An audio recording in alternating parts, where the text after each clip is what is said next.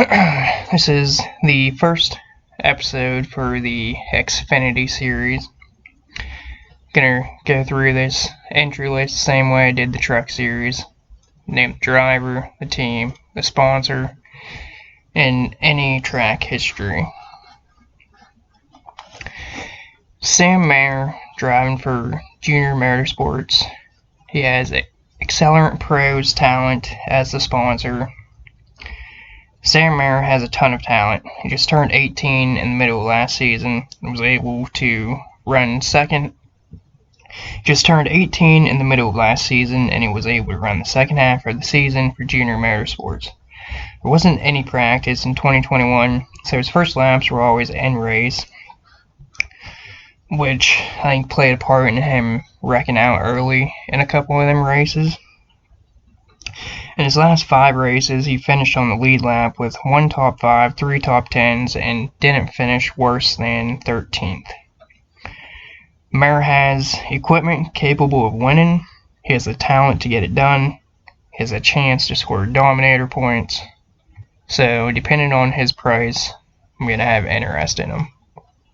Unless he's priced ridiculously high, I'll be playing him. Brett Moffitt is in the R Motorsports car, the O2 car, sponsored by Half Off Wholesale. Moffitt has ran well in this car, but I'm not ready to trust this team. They came about in 2020 as a one-car team. In 2021, they added a second car. Now in their third season, they're going to run 3 full-time cars.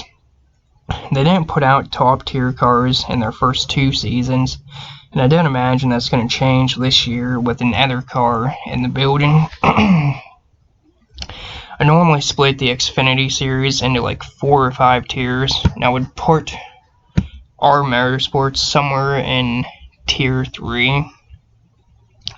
That could change one way or the other, but I think they're trying to grow too quick.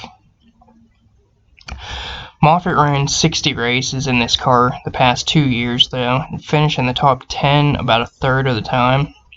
The team can build top 15 cars, and Movavi can be a top 10 driver. So I do have some interest in him, but as you expected, it's going to depend on his price and starting position. Sheldon Creed is in the Richard Childress Racing number 2, sponsored by Willen. RCR is top 10 equipment, and Creed has the talent to put it there, but he only has 6 races in an Xfinity car, 2 of those being at Daytona and 2 being at road courses. He did have some good runs here in the trucks, but they're completely different, so I try not to look into that too much. I like Creed if he's starting outside their top like 10 or 12 and priced reasonably under like 8K or around it.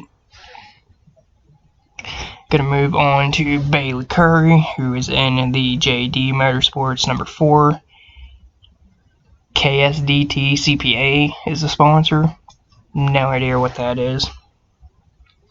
But towards the end of last season, Bailey Curry got an upgrade in equipment when he went to this JD Motorsports car. His second race with this team was at Las Vegas, and he drove from 36th to 13th. He then went 39th to 17th at Texas, and 22nd to 16th at Kansas. Before that, he was stuck in terrible equipment and could drive up around 20th or better, but it seemed like something would always break, or he'd get stuck on old tires, or just never ended up getting the finishes that he deserved. We're going to have a fair amount of Curry unless he's priced insanely or qualifies like top 12, and even then he could be a sneaky play. Matt Mills, BJ McLeod, number 5 car, not playing Matt Mills. Ryan Vargas, the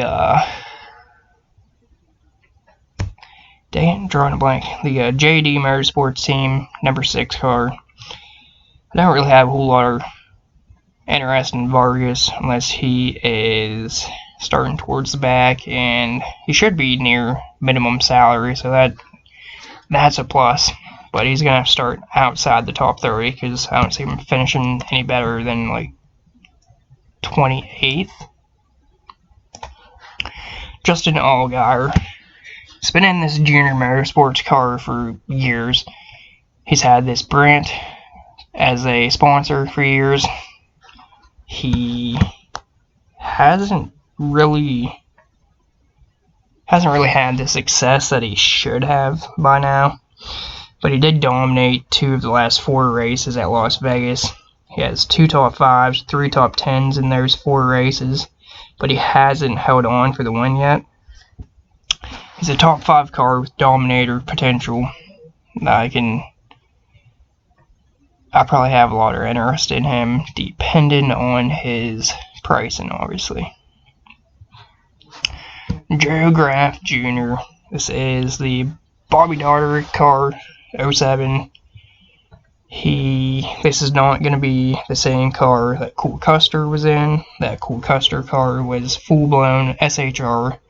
This car is not anywhere near that tier of equipment. The equipment isn't great. Joe Graf isn't good. I'm not playing him. David Starr, no sponsor yet. Same team as Joe Graf. He'll have to start last and be under 5K for me to have any interest in him. Josh Berry, back in the junior motorsports car, full-time this year. After an impressive year, part-time for junior motorsports last year. Started 15th in the fall race at Las Vegas, but ended up leading 38 laps and putting up 29 fast laps on the way to his 2nd career win. Just like the other JRM cars, he's a top 5 car with dominator potential. I have a lot of interest in Josh Berry. Now Gregson. This is another junior motorsports car. Bass Pro Shops as a sponsor. Back it up to Josh Berry real quick. His sponsor is Tire Pros.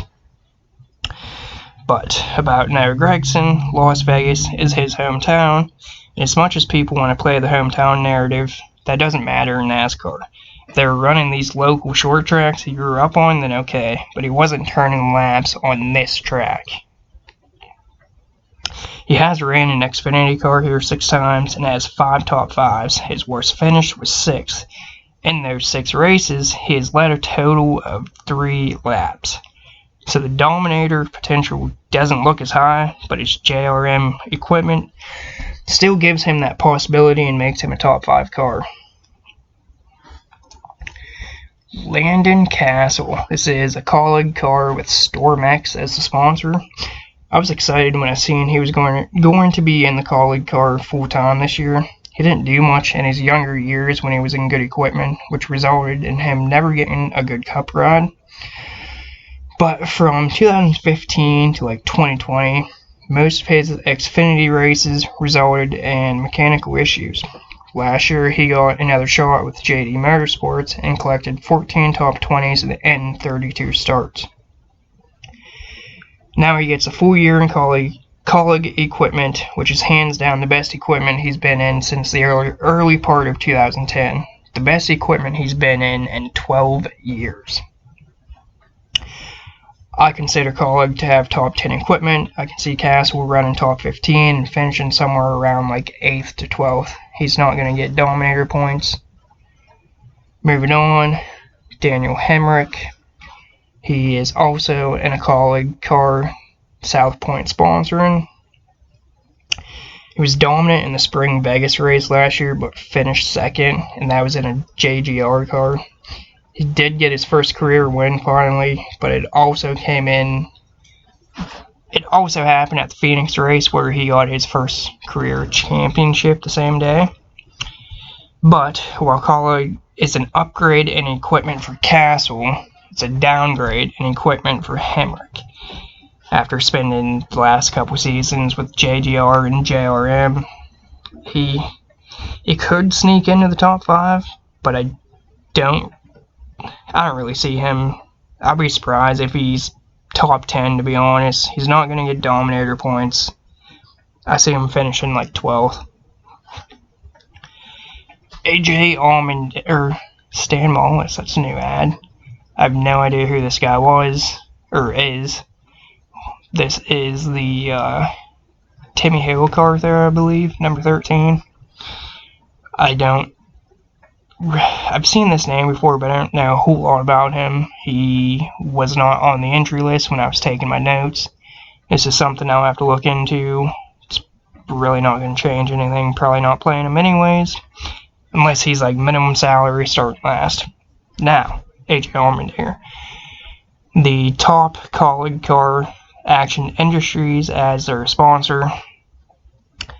He has been known as a road course ringer, but in 2021 he went full-time Xfinity racing with Team Colleague and racked up 5 wins, 18 top 5s, and 22 top 10s in the 33 race full season. One of those wins came early at the Spring Vegas race last year, where he started 10th and led 44 laps while collecting 32 fastest laps. He had double-digit laps led and double-digit fastest laps in the other Vegas race and the Kansas race. I can see a top 5 with some Dominator points for the Dinger. Ryan Truex. This is Joe Gibbs, number 18, Toyota accessory sponsored. This JGR 18 car was fast This JGR number 18 car was fast this past week, with Trevor Bayne leading 24 laps at Auto Club while collecting 10 fastest laps and finishing 3rd. So Truex is in top 5 equipment, but I don't think he's a top 5 driver. I don't even know if he's a top 10 driver. He should be able to finish top 10, but I won't be surprised if he's running around 15th and finishes there. I'm going to have a tough time playing him if he's over 8K. I don't think he gets any Dominator points unless he starts on the pool and leads early. But I didn't have a whole lot of faith in Trevor Bayne last week, and he ended up being a damn good play. So watch this number 18 car, see what it does in practice, and go from there. Brandon Jones, the number 19 Joe Gibbs Racing, Menard sponsored ride. He's interesting. He's ran over 200 Xfinity races, but only has 4 wins. 2 of those wins came at Kansas, though. He started 2nd in both and only led 10 laps. So I don't see a whole lot of dominating performances out of him. At Vegas last spring, he started 4th and finished 3rd. He did lead 28 laps in the process. He also had 10 fastest laps that race. He's got top 5 equipment and some slight Dominator potential. But moving on. Austin Hill. This is a 2nd Richard Childress racing car. Bennett Transportation and Logistics is the sponsor. Austin Hill doesn't have much Xfinity experience, but he was decent in the Hattery Xfinity car. He drove 29th to 17th in 2020 at Vegas, then 29th to 5th at Kansas. He had a 15th to 9th at Nashville last year, but other than that, he didn't run too hot in that car. But nobody runs too hot in the Hattery 61 Xfinity machine. It's been said several times before that the trucks are more of a high downforce package, while the Xfinity cars have less downforce. In other words, the trucks have more grip. So I don't like to look at the truck results too much, but he was strong at Kansas and Vegas in the truck series. This is top 10 equipment. I don't see Dominator points coming out of this car, but depending on price, he could be in play as a top 10 finisher. Anthony Alfredo. Vegas is nowhere near as worn out as Auto Club, so don't expect an extra set of tires at the end to help this team to another top 5. I can see DraftKings sticking a stupid price on him after last week, so I don't expect myself to play much, if any, Anthony Alfredo this week. He's a 15th to 20th place car at best, and we'll have to start deeper in the field and be around or under 6K, maybe like 65. for me to have any interest, and I just don't see that happening. John Hunter Nemechek. He's in the Sam Hunt Racing, number 26, backed by Barry's Bullet. He did win an Xfinity race at Kansas, but that was in a Chip Ganassi car, and that was back in 2018. He led 64 of the 200 laps that day.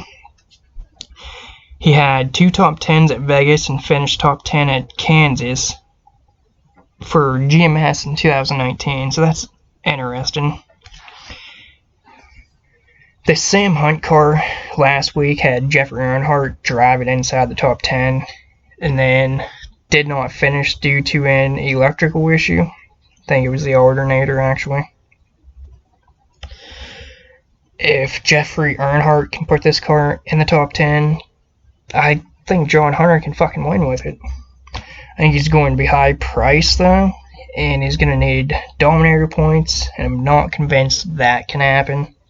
I do like John Hunter as I like him as a safe top 15, potential to top 5, but I'm not 100% sure how to feel about this Sam Hunt racing car.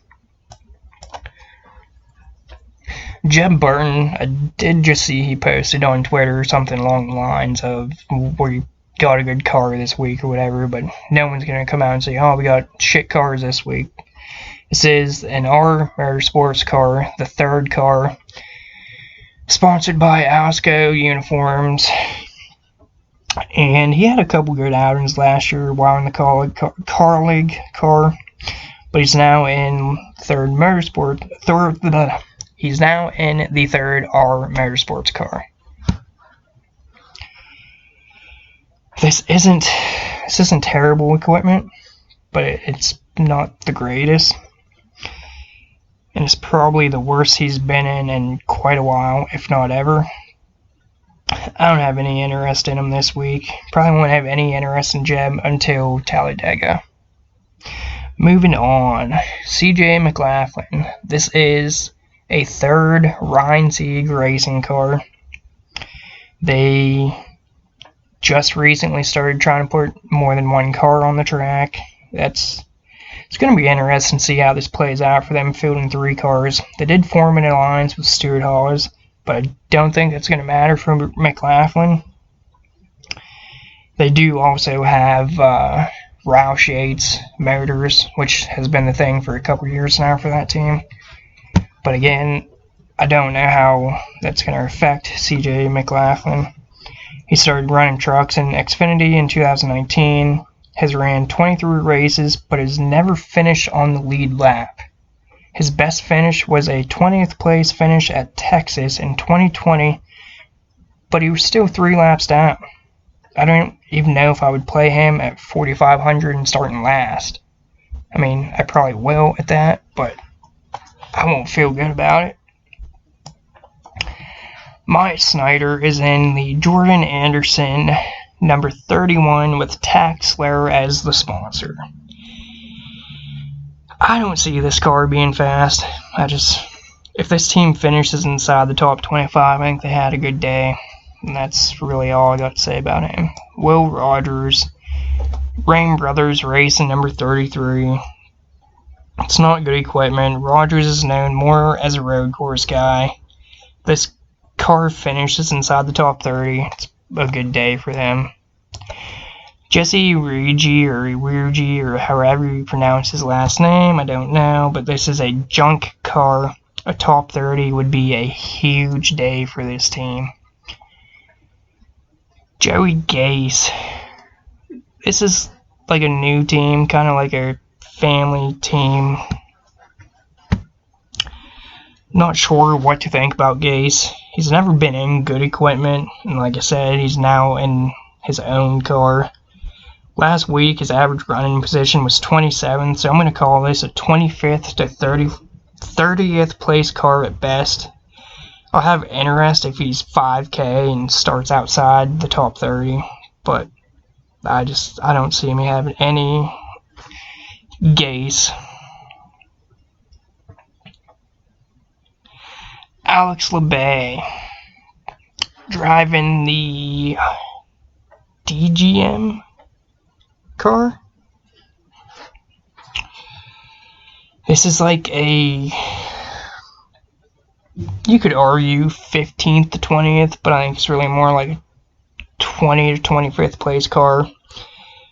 LeBay's more of a road course or super speedway guy. I'm not going to have a whole lot of interest in him unless he starts towards the back and is priced under 6K, but I feel like he's going to be more around like 7K and start too far forward. And they don't have a sponsor yet, so that's another thing to keep in mind. Kyle Sieg, obviously the second Ryan Sieg racing car. And the same sponsor as CJ McLaughlin, SCI APS, not sure what the hell that is, doesn't really matter. But this past week, Sieg started 38th, ran around 25th, and ended up finishing 18th. Right now, I think it's like a mid-20s car at best, and he's going to be overpriced, I feel like, because of last week. He'll probably be over-owned. It's going to take a lot for me to be interested in Sieg. He'll have to show a lot of practice speed and start towards the back and be cheap. It's just a wait-and-see game. Ryan Sieg, obviously his own car, CMR Roofing is back for... They've been with him for quite a while, actually, but this is Ryan Sieg's 9th full-time season in the Xfinity Series. Over the last couple years, he's been able to rack up some top 10 finishes and even a few top 5s. His best tracks have been Kansas and Vegas. Like I mentioned earlier, the team formed an alliance with Steered Hawes this year. They continue their Roush Yates Motor program. They're fielding 3 cars this year, though.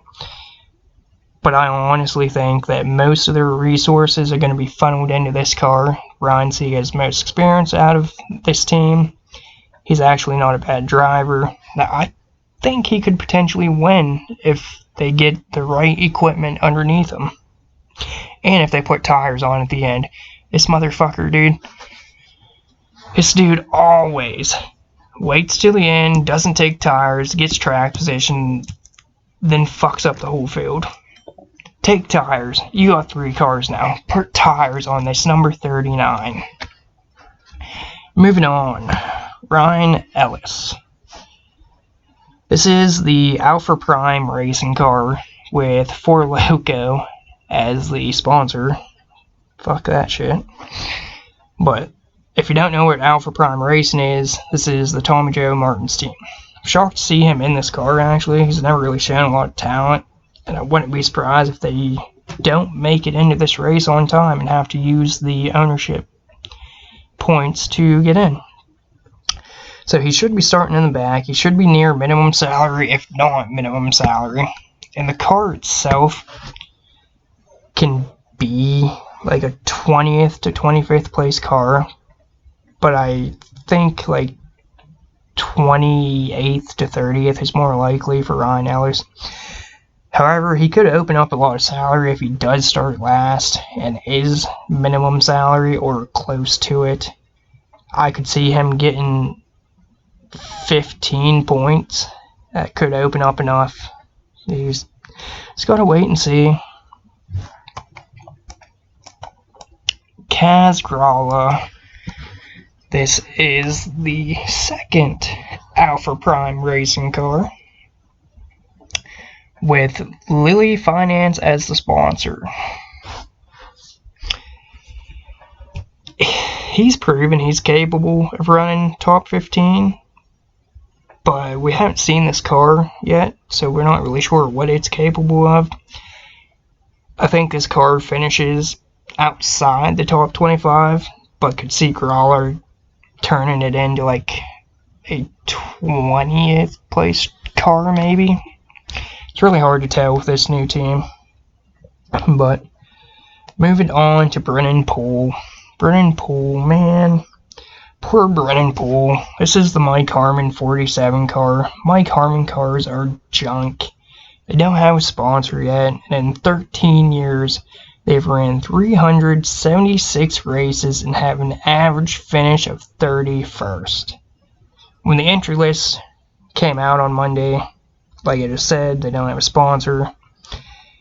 And they do only have one car on the entry list, which is, let me double check that, make sure it's not updated.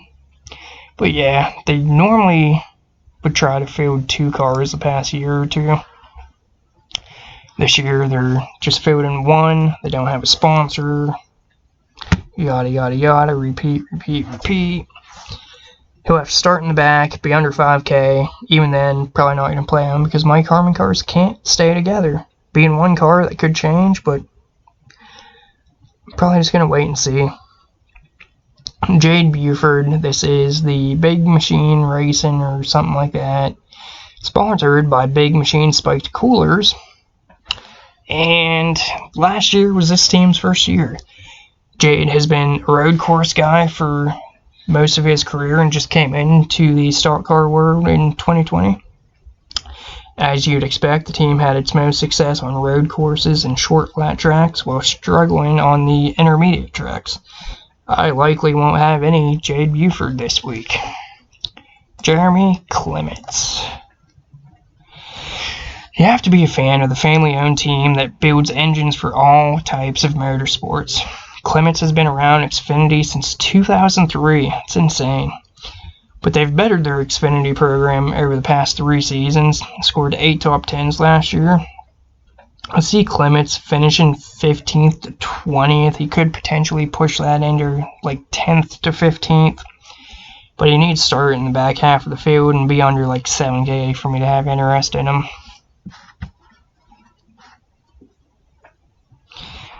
Down to Ty Gibbs. Obviously, this is a Joe Gibbs car. This is Joe Gibbs' grandson. He's sponsored by Monster Energy. The kid's insanely talented. He's ran 60 ARCA races and won 25 of them.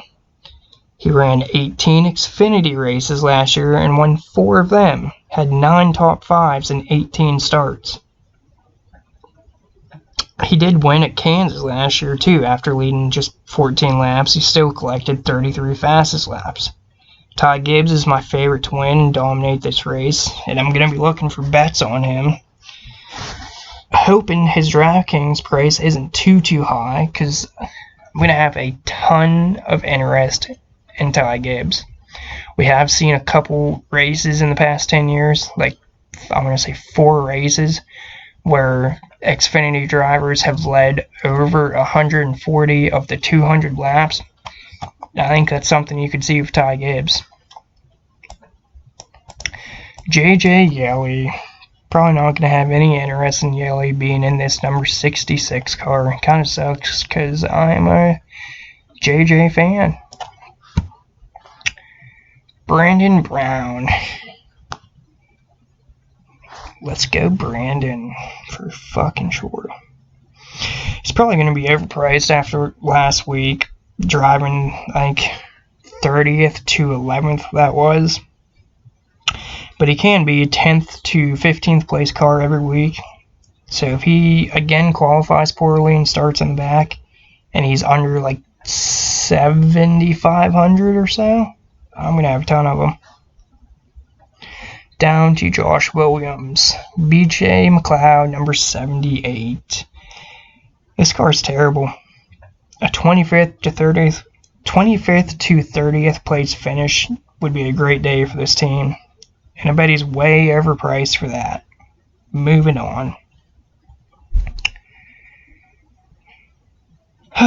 Mason Massey. This is a GGM car, so it's 15th to 25th place equipment.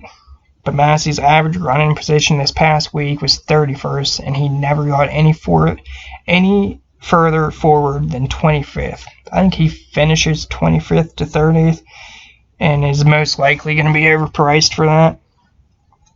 Kyle Weatherman. Man, this is DGM equipment, and he might only have currently he's only scheduled for 5 races. the first 5 races of the year in this car.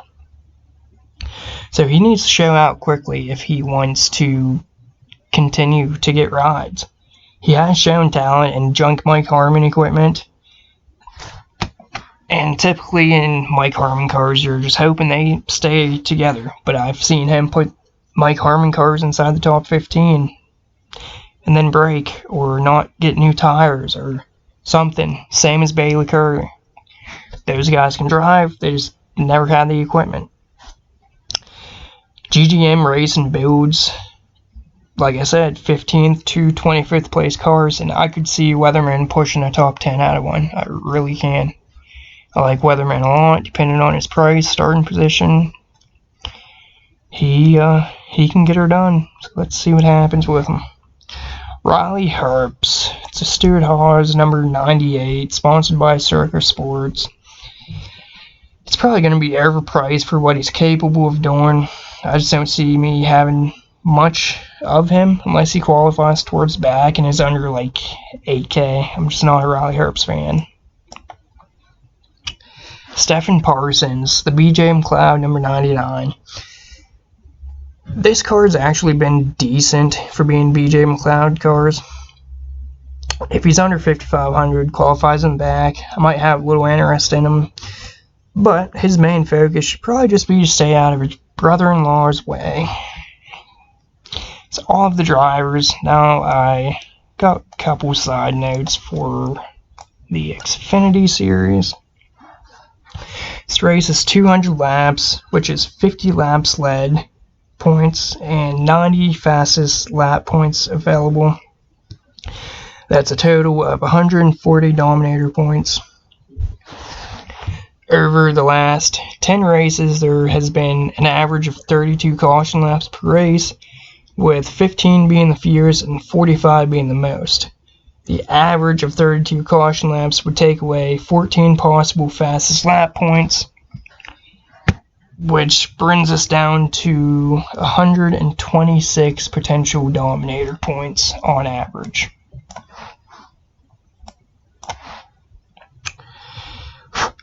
I could see building a couple lineups with just one Dominator. Like I said a little bit ago of Ty Gibbs, I can see him dominating a good part, if not the whole race. It's just doesn't happen often, but I would not be surprised if he was able to do that. But for the most part, I'm looking at 2 Dominators, 2 to 3 Dominators. And my Dominator group will look something like Ty Gibbs, Josh Berry, Justin Allgaier, Sam Mayer, Noah Gragson, Brennan Jones, and AJ Allmendinger. After practice and qualifying, I might cut some of these guys out. I might add a couple more. But other than, like, not really anybody. It's about all I see capable of getting fastest laps. I could maybe see Sheldon Creed or Austin Hill scoring a couple, or Ryan Truex. That's one to keep an eye on for sure because that car was fast last week. I don't think Ryan Truex has the talent though.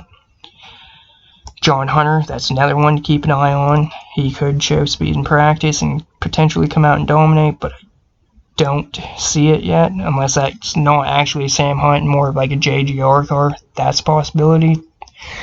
Also, just throwing that out there, have nothing to back that up, so don't think too much about that. And since qualifying is practice and qualifying are on Friday, I'll try to put something out like Friday night, early Saturday morning, with like more of an updated process here. But other than that, you're gonna have to follow along on Twitter or Facebook for core plays and bets at ThesDFS. And that's all I got for now, so please like, share, comment, subscribe. Thanks for listening and good luck.